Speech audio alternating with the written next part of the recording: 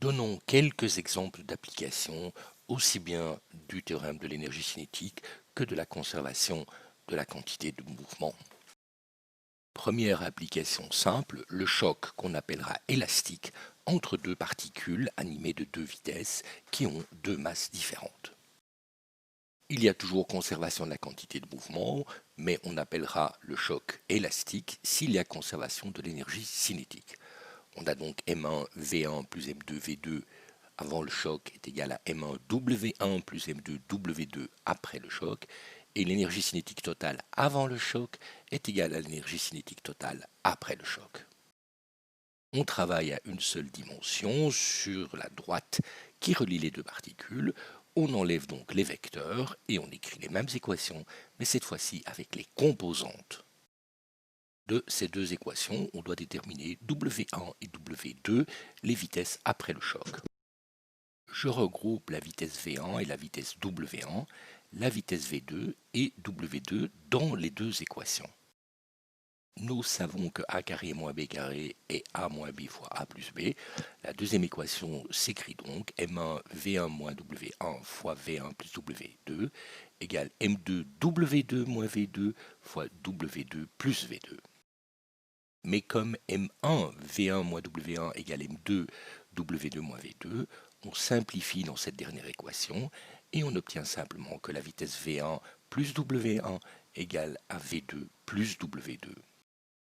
La première équation serait écrite en disant que V1 moins W1 est simplement égal à M2 divisé par M1 fois W2 moins V2. On additionne et on soustrait ces deux équations, ce qui nous permet de trouver V1 et W1 en termes de V2, W2. On inverse tout ça pour trouver la vitesse W2 après le choc et la vitesse W1 après le choc. Examinons ce résultat lorsque, par exemple, la vitesse de la particule 2 est nulle et que les deux masses sont égales. On trouve alors que W1 égale 0 et que W2 égale V1, c'est-à-dire que la première particule s'arrête et que la deuxième attrape la vitesse qu'avait la première. Autre cas de figure, la vitesse numéro 2 est toujours nulle, mais cette fois-ci la masse de la particule 1 est égale à la moitié de la masse de la particule 2. En conséquence, on voit que W1 égale moins V1 sur 3 et que W2 égale 2 tiers de V1, c'est-à-dire que la particule 1 rebondit et repart en arrière avec le tiers de la vitesse qu'elle avait. Enfin, dernier cas de figure, la vitesse numéro 2 est toujours nulle, la particule 2 est immobile, mais cette fois-ci la masse 1 est le double de la masse 2. On déduit de l'équation que la vitesse W1 est égale à un tiers de la vitesse et W2 égale 4 tiers de la vitesse initiale, c'est-à-dire que la particule numéro 2 immobile repart avec une vitesse plus grande que la vitesse V1, 4 tiers de la vitesse V1, alors que la particule 1 termine sa course avec le tiers de sa vitesse.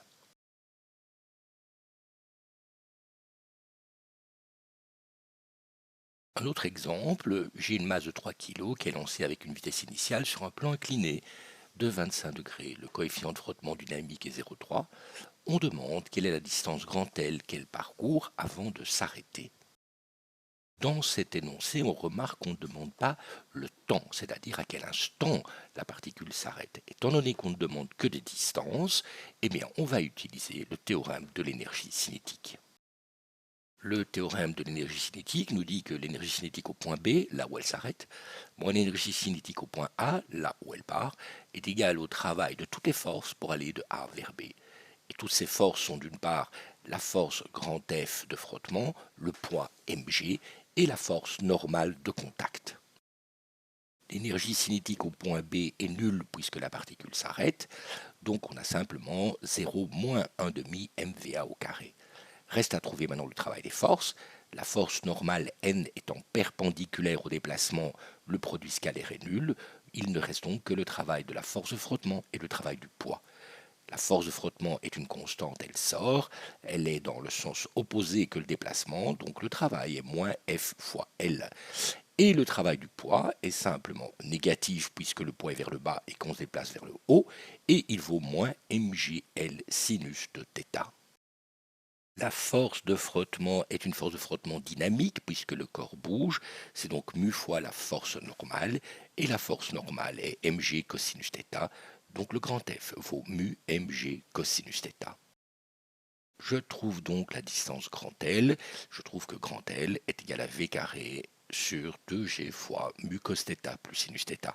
J'injecte les valeurs et je trouve que ça vaut 29 cm. On peut évidemment combiner ce problème avec un problème classique et la deuxième sous-question est que doit valoir ce coefficient de frottement statique pour que le bloc, une fois arrivé en haut, ne redescende pas.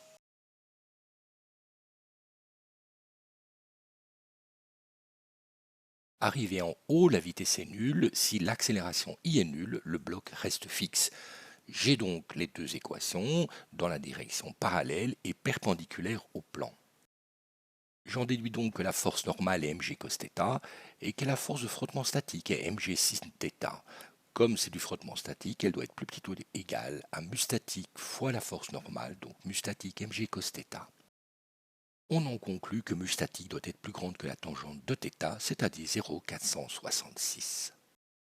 On suppose maintenant que le coefficient de frottement statique n'est pas plus grand que 0,466, donc le bloc qui est en haut va se mettre à redescendre et on demande la vitesse lorsqu'il arrive à son point de départ.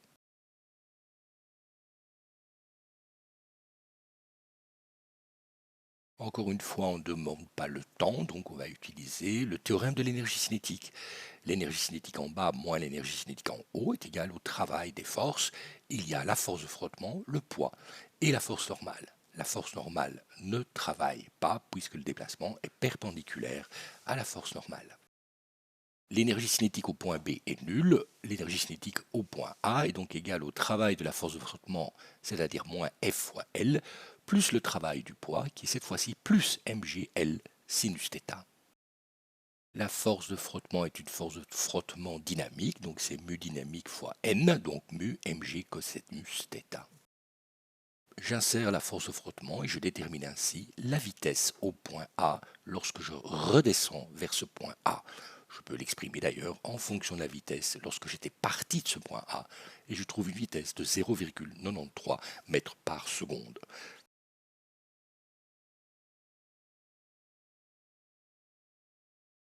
Mettons en pratique maintenant la notion de moment de force.